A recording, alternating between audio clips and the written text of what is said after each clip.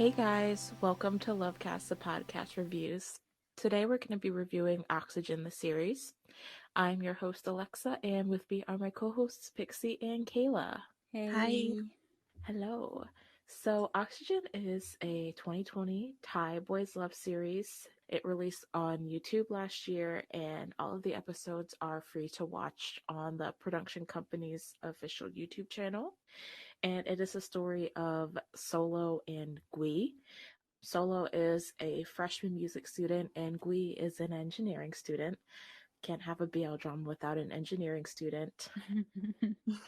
And they meet via the cafe that Gui works at. They have an encounter one night, and Gui kind of takes care of Solo, and that's what brings them together. The series is just pretty typical about their relationship and them coming together and the different factors that try and come between them. And yeah, it airs on YouTube and 13 episodes. You guys can watch them all for free. Mm-hmm.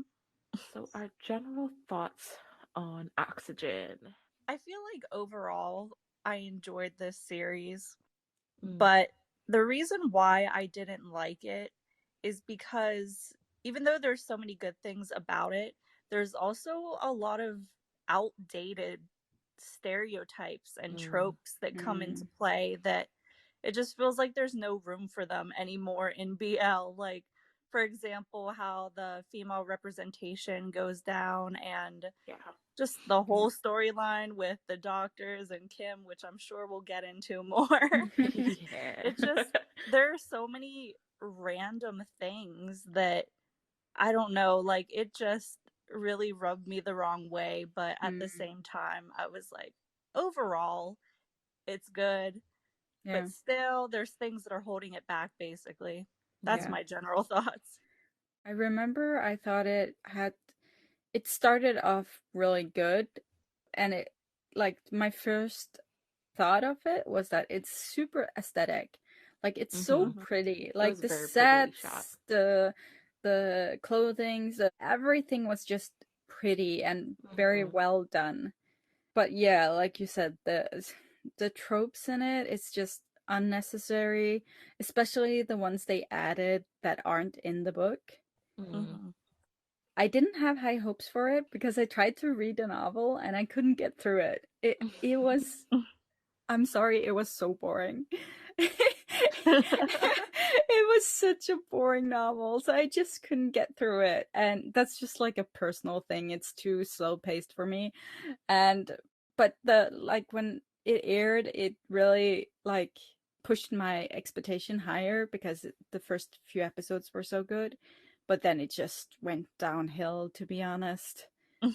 But Yeah. like, I finished it, like, I got through it, but I at the end there, I almost didn't get through it. Yeah. Yeah, I really struggled. I feel the same way as Pixie. Like I thought it started off really good, and I remember like saying in the Discord server like every week, like, wow, this show is so much better than I expected. And then I feel like around like the halfway point, it kind of just like puttered out for me, and I stopped having any like motivation really. Like nothing was really bringing me back to it. So like I struggled to finish it for a while. I dropped it for like a couple weeks, and then I think I ended up going back and kind of like speeding through it once it had finished airing. But yeah, I liked certain aspects of it. Like I did really like Solo and Gui, and I really liked Pooh and Cow. But I feel like the storyline after a certain point just didn't really bring anything. And then, like we mentioned, the doctor storyline with Kim and that whole thing was just a mess that was really frustrating to watch. And I Yep. just felt like I wasn't enjoying it that much after a certain point, and I didn't really see a lot of reason to come back to it. I kind of had to push myself to finish it. Mm-hmm. Same. Yeah, I feel like a lot of people found it boring or just like not much happened, which Mm-hmm. I definitely get. I feel like I was at a certain point watching it just for Fu and Cal's storyline. Yeah, I feel like that's what drove a lot of people in the end. Yeah, but it's really unsatisfactory ending for them. Like, Yeah. you expect the sequel, but there won't be a sequel because Ma Yeah. dropped the project. So if there's gonna be a second one, it will be done by someone else. Yeah, it's really unfortunate. And you won't get the same cast because it's someone else doing it. So, like, is there a point even? Yeah, we know how recasting series tends to go. Yeah. So, yeah, I think like overall my general feeling about it is that like it just wasn't super memorable. I feel Mm-hmm. like with all the shows that we had in 2020 and all the time we had to, at least a lot of people had a lot of time because, you know, we were all at home all the time. It doesn't stick in my brain at all. Like I'm struggling to like remember details and stuff like that because it just like wasn't super memorable to me. Like I know overall general feelings, but like beyond that, I'm just like, I didn't really get anything from the show. Hmm. Yeah, I think it not being memorable is a good way to put it. But yeah, I don't know if no, we probably shouldn't get into that yet, but Yeah.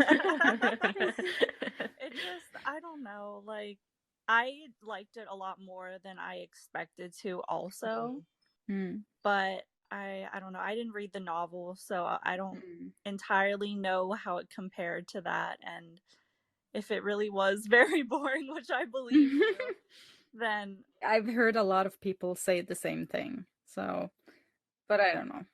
I guess it makes sense that the series was kind of boring for a lot of people. Hmm.